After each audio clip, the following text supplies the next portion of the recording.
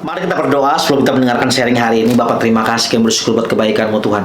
Biar perkataan-perkataan sederhana yang keluar dari mulut hamba-Mu Tuhan, sembunyikan nama-Mu di balik salib-Mu Tuhan. Biar perkataan-Mu yang sungguh-sungguh mengubah setiap kami, karena perkataan-Mu adalah roh dan hidup. Terima kasih Tuhan Yesus. Kami buka hati kami selebar-lebarnya untuk kami mendengar perkataan Tuhan. Dalam nama Tuhan Yesus, sama-sama kita katakan amin. Puji Tuhan. Apa kabar kita hari ini? Saya percaya semua dalam keadaan baik dan semua dalam keadaan luar biasa, karena kita punya Tuhan yang baik dan Tuhan yang luar biasa. Hari ini saya mau kasih judul sharing saya, iri hati. Sama-sama katakan dengan saya, iri hati. Saudaraku terkasih dalam Tuhan Yesus, jangan sampai setiap kita menyimpan yang namanya iri hati. Mari sama-sama kita buka firman Tuhan dalam 1 Samuel 18 ayat yang ke-6 sampai dengan ayat yang ke-9. Tetapi pada waktu mereka pulang, ketika Daud kembali sesudah mengalahkan orang Filistin itu, keluarlah orang-orang perempuan dari segala kota Israel menyongsong Raja Saul. Garis bawahi di situ, menyongsong Raja Saul, sambil menyanyi, menari, memukul rebana, bersukaria dengan membunyikan gemerincing. Ayat 7. Dan perempuan-perempuan yang menari-nari itu menyanyi berbalas-balasan, katanya, Saul mengalahkan beribu-ribu musuh, tetapi Daud berlaksa-laksa. Ayat 8. Lalu bangkitlah amarah Saul. Padahal perempuan-perempuan ini menyanyi untuk menyongsong Raja Saul, tetapi Saul sebel dengan perkataan itu. Apa yang buat Saul sebel? Disitulah dimana Saul berpikir bahwa kenapa Daud diperhitungkan berlaksa-laksa, kok saya diperhitungkan cuman beribu-ribu.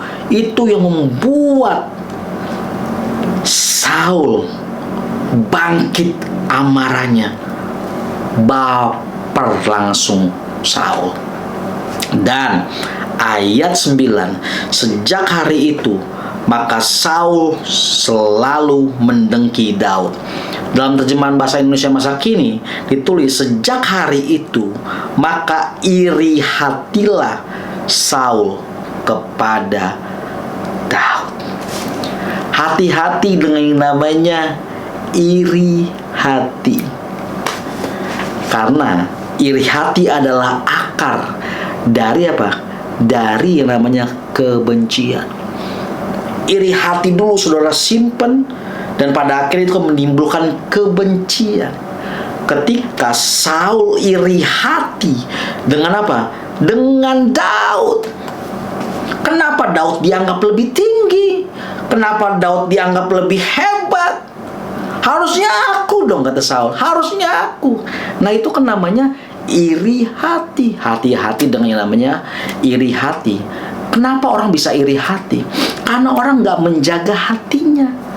Orang yang nggak menjaga hatinya baik-baik sesuai dengan perkataan Tuhan, sesuai dengan firman Tuhan, maka orang gampang hati tercemar dengan yang namanya hal-hal yang jahat, yang namanya iri hati. Kalau orang jaga hatinya baik-baik, orang gak akan gampang kok iri hati. Kenapa Saul begitu iri hati dengan Daud? Karena Saul mau dianggap lebih. Karena Saul menganggap dirinya ini raja loh. Daud tuh siapa sih? Akhirnya timbul yang namanya iri hati. Semenjak itu Saul menjadi iri hati kepada Daud. Padahal Daud nggak ngapa-ngapain loh. Padahal Daud berperang juga buat kerajaan bangsa Israel pada saat itu. Tetapi kok bisa diirin hati gitu. Baper. Hati-hati dengan baper ya. Padahal dinyanyiin buat Raja Saul, tapi baper. Karena perkataan-perkataan nyanyian-nyanyiannya itu menyebalkan hatinya Saul. Padahal Daud nggak buat apa-apa, tapi Daud bisa disebelin. Akar dari kebencian, yaitu namanya iri hati.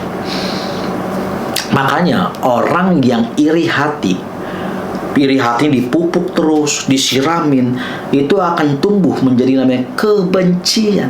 Dan setelah dia benci, dan akhirnya menjadi apa? Menjadi hal-hal jahat yang keluar dari kehidupan orang itu.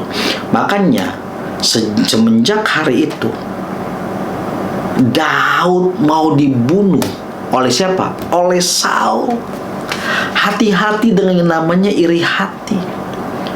Jangan sampai setiap kita iri hati dengan pencapaian orang lain, iri hati dengan apa yang orang lain punya, iri hati dengan orang lain kok bisa lebih banyak ada, lebih banyak dapat.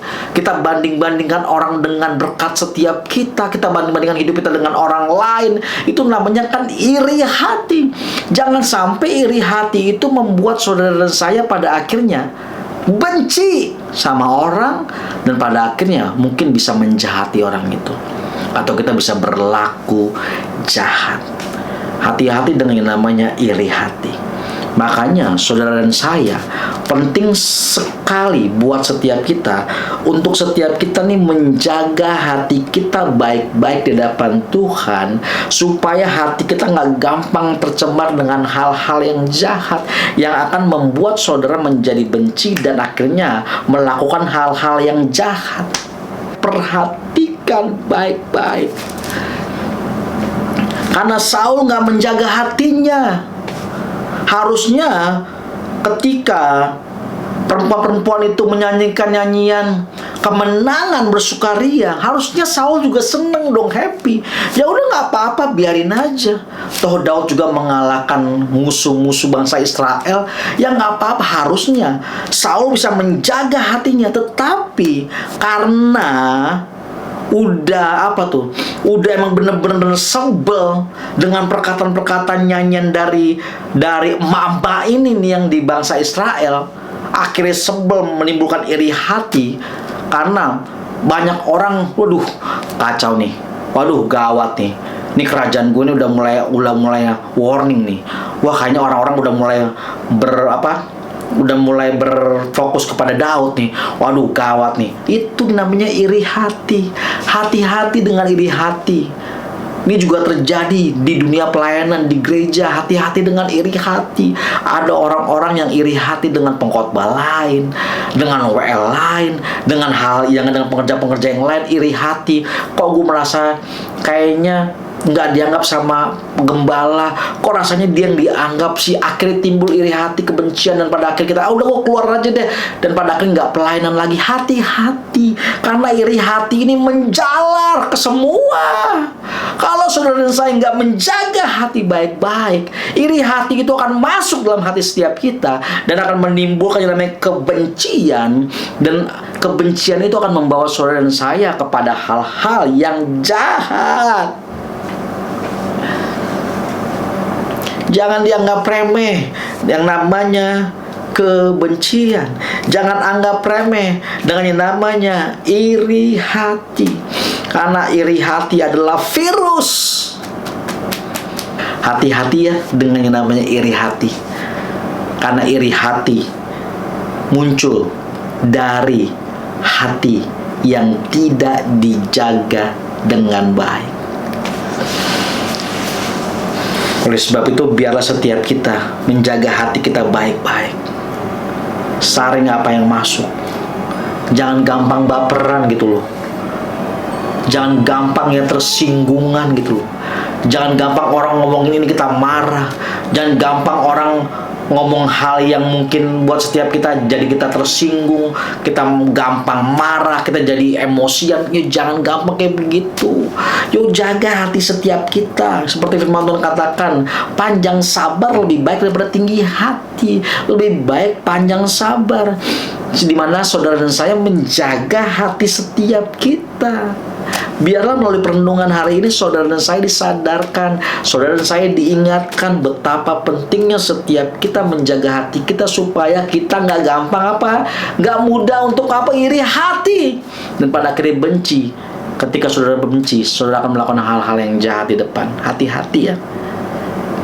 Biarlah perenungan hari ini menyadarkan setiap kita, membuka pemahaman setiap kita bahwa iri hati itu bisa datang kapan aja, bisa muncul kapan aja. Oleh sebab itu, jaga hati kita dengan firman Tuhan, jaga hati kita dengan perkataan Tuhan, sehingga hati kita tetap bersih.